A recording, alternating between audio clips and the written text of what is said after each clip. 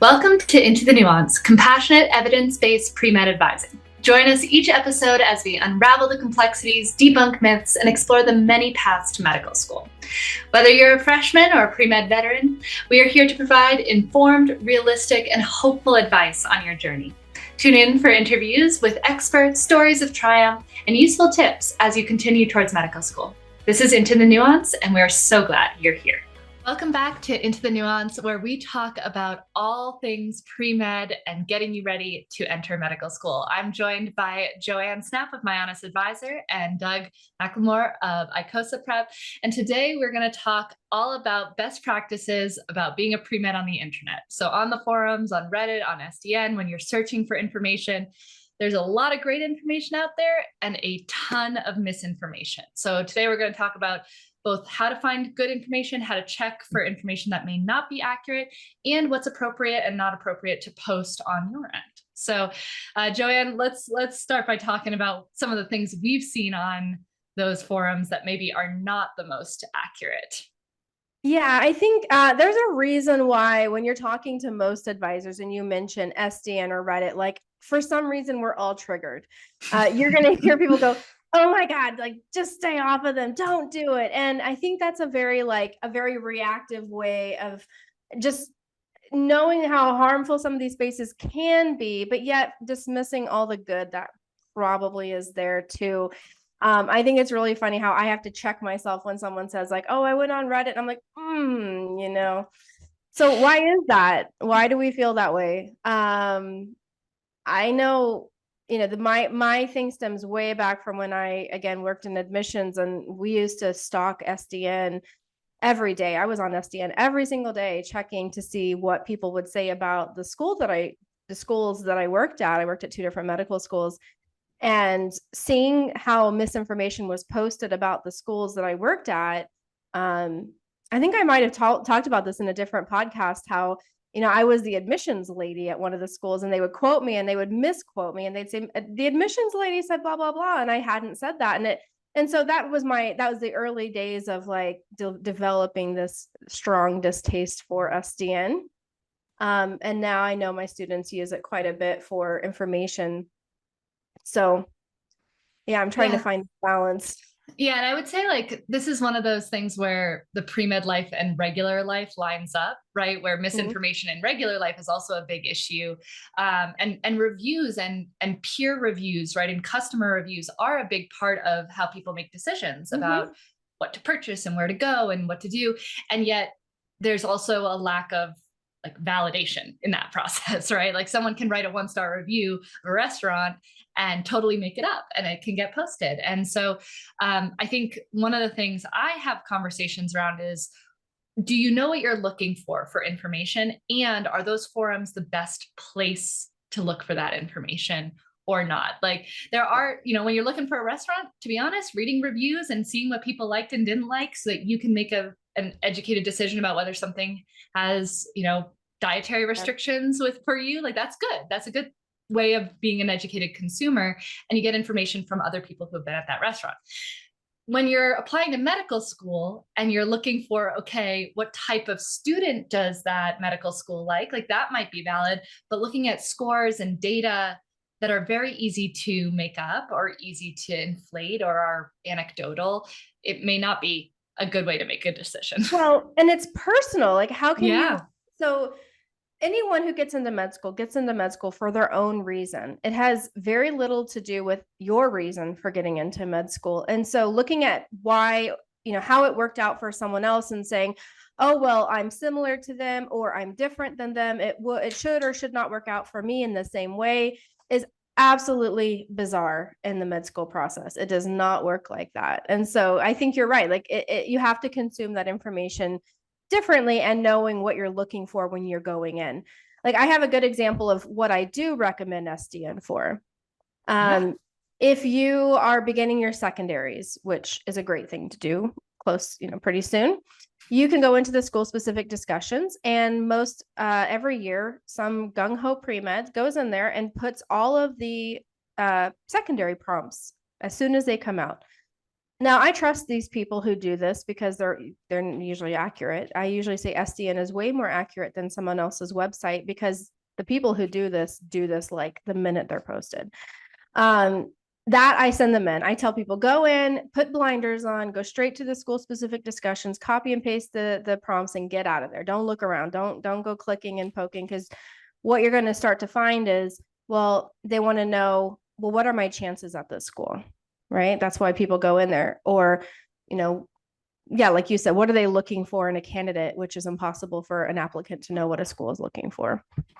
Have you found any other uses for it? I mean, I guess I can think of a couple more, but what do you do with MCAT stuff? I think with well, one of the things I do suggest people use, say, Reddit for is the MCAT subreddit actually has a page or a subreddit of its own specifically for materials of like, hey, I already used these. I'm selling them for like $50, or I'm just giving them away. And Mhm. so it's an easy way to get materials for the cheap, that are slightly used, and just passing it on, because you don't need a brand new set of MCAT materials like books, flashcards, any of Mm, that stuff. It's just it's the same content it's been since, like, say, I would say 2016 and on is safe. In 2015, Mhm. I know that when the books first came out, there was some issues, of like knowing exactly what to put, and there was a lot of typos because the books were shoved out in like about 6 months from most of the companies. So, but like anything 2016 and beyond, if you can get it cheap through Reddit, that's a good way to get your materials. so using it as like Yeah. a marketplace. Yeah. Yeah, I use that. The other thing I do, that I tell students who are maybe like lonely and studying by themselves and but are social studiers normally, is Hmm? there are some discords on Reddit where people just like get into study, like they don't talk, but they like just join a Discord to study together. And I think that can be really valuable, or like just saying like verbally committing and being like, I'm gonna study today, like, and posting it somewhere allows for that little bit of social accountability, which is awesome. And it gives a slight community feel. And I think that that's where the power of a forum can be really great, is kind of just saying like, hey, we're all supporting each other. Unfortunately, there's also a lot of very toxic spaces that are almost anti-supportive, where it's a very competitive space, or there's a lot of like false information around test scores in particular, like MCAT scores, or like, oh, I'm never going to get good. It's like there's a lot of anxieties that get posted around, like, oh, here's what I did in practice scores, and here's what I did on my real test. And just like applications, MCAT journeys are person specific, and scores by themselves don't tell you anything about that person, don't tell you, like, cannot be compared to you in your journey. So it's just important, I think, as a best practice, both as a poster and as a reader on these forums, to stay away from the data. Actually, where normally I love data, but the data when it's posted anonymously without any validation can hurt more than it helps. So staying away from those data posts, staying away from score-based posts, and instead focusing more on the community aspect and supporting each other, I think can be a really powerful use of it for good. Right. It kind of goes back to the purpose of why are you using it? Are you Mm-hmm. using it to feel good? Are you trying to find information, or are you using it to sort of validate your own fear and anxiety? And I don't know. I feel like talking to a lot of people, they go there because they're already feeling anxious, and it's Mm-hmm. almost like self-harm. It's almost like I want someone else to make me to confirm that I'm not good enough and that I don't have this and I don't have that. And it's almost like people are seeking that information, that confirmation that they don't have enough of something. And that's what I hate about it. I hate, it's not really the fact that it exists. It's the way that it's being used, and the fact that there are people willing to invalidate people in that way. I guess we would call them trolls in social media, but somebody who is going to be hateful and negative and basically say, oh yeah, you have a 507 and a 3.3, like why would you bother applying? There's no point, right? um that's what I hate about it. I don't even know if that it's just necessarily individuals doing that, but it's also like the red green chart. Everybody out there probably knows what I'm talking about. It's the MCAT score on one axis, the um, GPA on the other axis, and it shows like, oh, and if you're in the top right corner, you've got a 93% chance of getting accepted. And like that's not what that table means at all. Mm, And like I've not seen that. that's just taking averages. It's not like representing individuals. And so it doesn't really mean anything of like what your percent chance is. It's one of the things I think is toxic there is like, oh, you have X% chance of being accepted if you have this MCAT and this GPA. Like, who's, Right. huh? Well, it's one of the reasons why, I jokingly, but not jokingly, like, see, data analysis is so important, not just in the MCAT, but in life, is being able to understand that, like, historical data is not predictive data, right? Like, what you're seeing with all of that, everything the AAMC posts is historical data, which by definition is not predictive. Like, we can say, okay, there's these general buckets and themes and trends, but it's not going to give you a percent chance of getting into schools because of that historic data. And I think, like, that's one of the reasons why I harp so much on being good at data analytics through MCAT prep, but also in life, is because I think even something relatively straightforward like that can be misconstrued on the internet and kind of then snowball, and there's an echo chamber, and it's all based on a faulty reasoning of data, which is, something that reoccurs over and over, I think, not just in pre-meds, but in all life. Oh, yeah. And the echo chamber is filled with only the most positive and only the most negative as well. Not only, but generally the most positive and negative. Like, one of my biggest pet peeves over the years, having been a teacher, is student evaluations. And like the data has been shown time and time again about student evals that they're not 100% representative. They're very barely representative of what actually goes on in a class. And the same thing goes for people's opinions when they're posting about, like, a med school or about their experience with pretty much anything. Or like the dining example you guys were using earlier, is that the people that have the best opinions and the worst opinions are the ones that are generally the loudest and posting the most. The ones that have the balanced opinions, they're going to tell you, like, both sides of their experience, generally get drowned out in all that other noise. And also, they don't have a proclivity to post things. Most people are going to post if they've got extremely strong feelings one way or the other, are the ones that post. The ones that have the neutral, balanced feelings generally don't post. So you're getting and the bad I picture. found, the people who, and I don't know if it's just these people seek me out or they actually listen to me, and then they turn into these kinds of people. But I tell them that the most important thing in this process is staying calm and rational, and to some degree happy, because calm, rational, happy people tend to be more successful in this process. If you are frenzied and out of control with your anxiety, and you throw yourself into depression because you're constantly looking for reasons why nothing, it's not going to work out, it's not going to work out, because when you present yourself to the schools, they're looking for people who are ready to go into a doctoral level education. And that typically means confident and calm and to some degree happy. So, if you are trying to stay in that state of mind, it would be best to stay away from places that make you feel bad. And so I think those calm, rational people who are not looking to be more anxious are not going to post, because they're not there. They are simply minding their own business, staying in their own lane. When they have a question, they go directly to the source. So I send people directly to med schools to ask questions. If you don't know if they're still interviewing, ask the school if they're still interviewing, right? If you don't know if this satisfies a letter of rec requirement, ask the school. There's no reason to go ask your peers. And I'm not trying to, I'm kind of being the negative Nelly here, like, about these two sites. And I know there are good, positive things about them. Probably the MCAT world can talk more about that. But from an advisor's point of view, I have found that they just tend to generate more stress than they produce good. They generate stress in me, and I'm not even in this process anymore.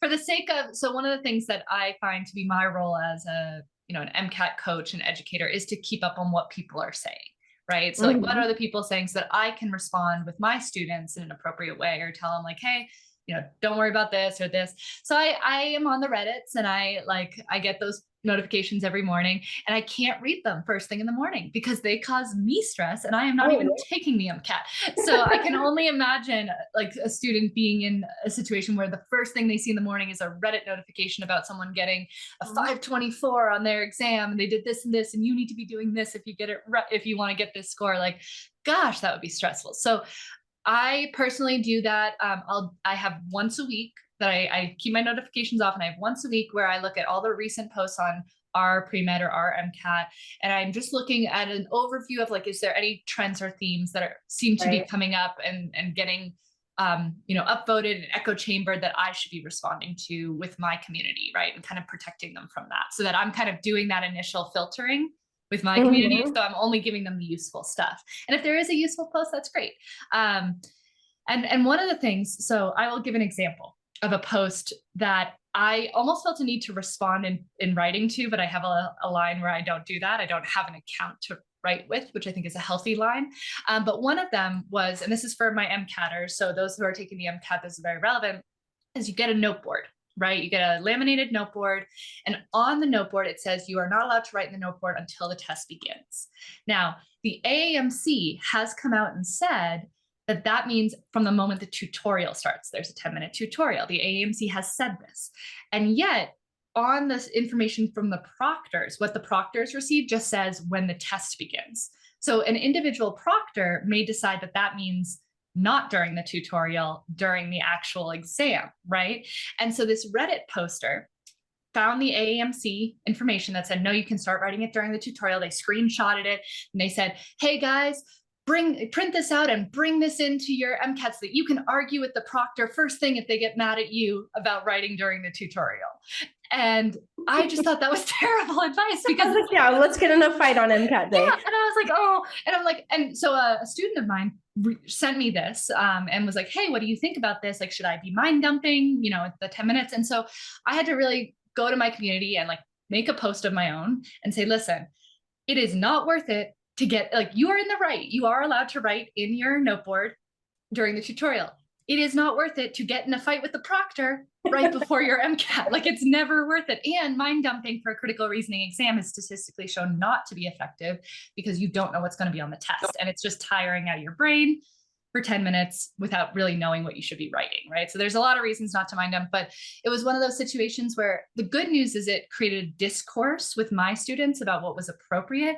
The bad news is for every student that I don't work with, there was only upvotes because it was an echo chamber. There was only upvotes and there was only like, yeah, I'm going to do this. Thanks so much. And there wasn't that discussion of like, is this actually the right thing to do at the beginning of your exam to go in and have a fight with your proctor, right? Like, yeah, let's raise our blood pressure and get upset. Yeah. And it's not even, and like, is this even a skill I should be worrying about doing? Right? Like, is this even something that's going to be helpful for my exam? So those are the kinds of things that I worry about because of the way that these forums work, is that certain posts will get upvoted. And Doug, you can kind of like back me up on the exact algorithm, but certain posts get upvoted. And if a negative comment, like not negative, but opposing idea comments get downvoted. So even though there may be discourse in there that's like a contrasting point of view, you won't see that in the post because they get downvoted if they're not in agreement with the post. And that's the danger of even like a useful piece of information like that. Like, that was useful, but the way a forum works is all about views, and it's not allowing for that back and forth that I think would be valuable. Or correction. Yeah, absolutely. The downvotes do actually emphasize as well, but the problem is like when it's equal up and down, that's what doesn't come through. Right. Like if it's a lot of downvotes on a particular comment, then it becomes a pile on. And like everybody piles on the negative one, because if 100 people have already downvoted it, like it's easy to downvote. So it's like, again, it's just emphasizing the extreme, it's like the polarizing effect of social media, where you get all this, either end, but never the middle. Yeah. So I will say, I'll go ahead and I'll give a contrasting point of view, right? So that we show that how to do this is that, yeah, right. Well, it's like, it's good to do both. One value that I have used Reddit for is when I have a very specific question that cannot be answered by going to the source, right? So for example, I have curly hair. I wanted to find a hairdresser in Salt Lake City that I felt comfortable going to with my hair. Instead of searching Reddit, because that is, you don't know who posted or why. I had my husband, because I don't have an account, I had him post, hey, we're looking for curly hair. This is exactly what we're looking for.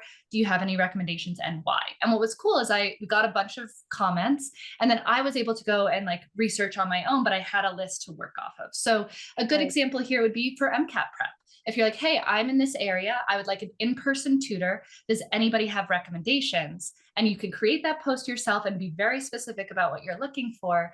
And then people can comment. You can choose whether or not to verify their comments, or, oh, that's not really relevant for what I'm looking for. So creating your own post for a very specific thing that's not about going to a source like a medical school, I think is a good use of like using your peers for support.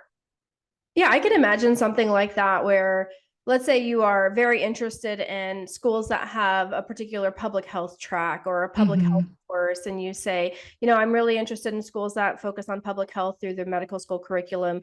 Can, based on the research you've done, can you throw out some school names and let other people who've already done that research help you out with that?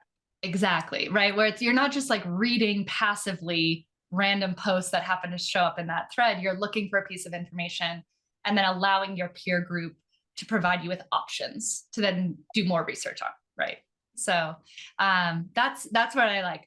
Doug, I wanted to ask you your opinion, because I have mixed opinions on this, about the MCAT post test date threads, right? Where people post about their experience after like the March 22nd date or something like that. Like, what are your opinions on those? Not great. I would say there's two things I think that happen on those mostly. Is number one, you got people talking about their particular experience, but their particular experience isn't the same as anybody else's, because it's pretty well established that you could be at the same testing center with somebody else on the same day and not get the same MCAT questions, same passages. So like what your experience is going to be very different than my experience, because you're not getting the same test. That's why when the internet goes down, you're done with your MCAT. Like, you got to wait until the internet comes back up, because it's going from a test bank. The second thing is you've got to be very mindful. Like, if you say the wrong thing, or if you sneak even a peek at one of the questions, AMC is a very well-known litigious organization, and they have come after people and done cease and desists. And if the people continue to post or undelete posts or whatever, they will take them to court. And it's just not worth it. It's not worth that danger. And so, I mean, I don't think it benefits anybody to lament how your test day went, or say, oh, mine was great or whatever, necessarily, especially when you run the risk of letting out secrets, that because you signed an NDA when you start that test. Like, you agree to not say a word about anything you saw in that test. So yeah, I'd say just don't participate in those threads, honestly. Yeah, I mean, they are very specific with their language too, right? Where they're like, you can talk about it as long as it's general, right? Like, you could say like, wow, there seemed to be a lot of gen chem on this exam, right? But saying like there was a radioactivity question on number 37 and it had a graph, it's very much not. So like, where's that line? To Doug's point, like, why risk it? Like, I do always like my students to write down what they thought for themselves, right, in their own little journal, so that they can compare it to their actual scores.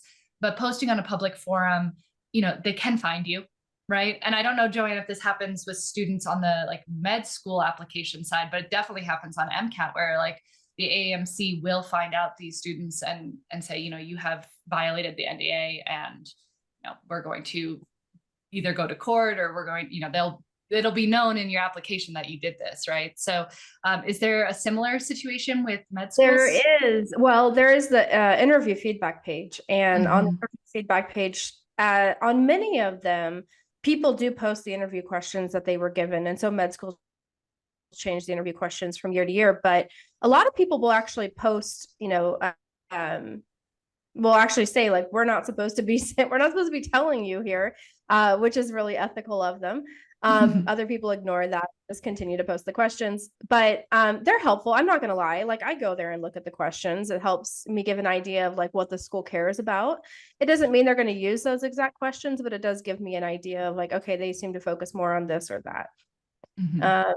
So yeah, there is, I'm not aware of any schools that actually have followed up with anybody and tracked them down or anything like that. I'm sure it has happened in the history of time. But I think the benefit of the interview page is the interview response pages is like finding out what the structure of the interview is, not necessarily with the questions, but is it an MMI? Is it 5 minutes or 2 minutes, 5 minutes? Is it 1 minute, 6 minutes? yeah, Whatever. I couldn't find that info on that page. I always have to send people to find that information. I'm sure there's some database out there that shows all of that. Somebody's probably put an Excel sheet together.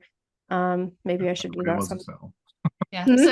So even we need to go and find our own sources, right? So right. I think our kind of general vibe is that most of the time posting personal information about your experience is not usually worth it, right? Especially for MCAT, but also for pre-med. Like even if you like to post about other things, your pre-med experience really is yours, and there can be some problems with posting. And then in terms of receiving information, making sure you know what you're looking for and why. And if it causes you stress and anxiety to go onto these forums, don't go onto the forums, right? Don't cause yourself more stress than this system and this process already does.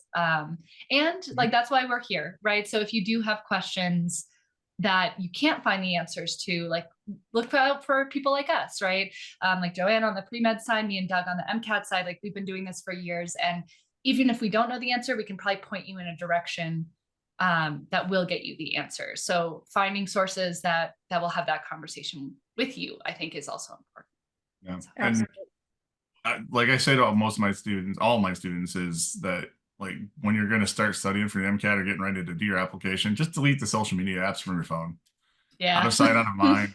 If you need to, you can always go on your web browser because they all are also on the browsers. But like if it's not right there on the phone, you're less likely to doom scroll through all the dank memes and things that are in these forums and making yourself feel worse and worse and worse about things. So just delete the apps for the time you're doing the studying, and it makes it less present and in your face. Yep. Replace the TikTok icon with the amino acid quiz icon, and then you're all good to go. Awesome, guys. Well, I'm Amanda Brem from the Brem Method. You can find me at bremmethod.com and on YouTube at @bremmethod. I am Joanne Snap at My Honest Advisor. I'm on Instagram and YouTube. And I'm Doug McLemore with ICOSA Prep, and you can find me at icosaprep.com. Awesome. Thank you guys so much, and we'll see you in the next episode. Bye-bye. Bye-bye.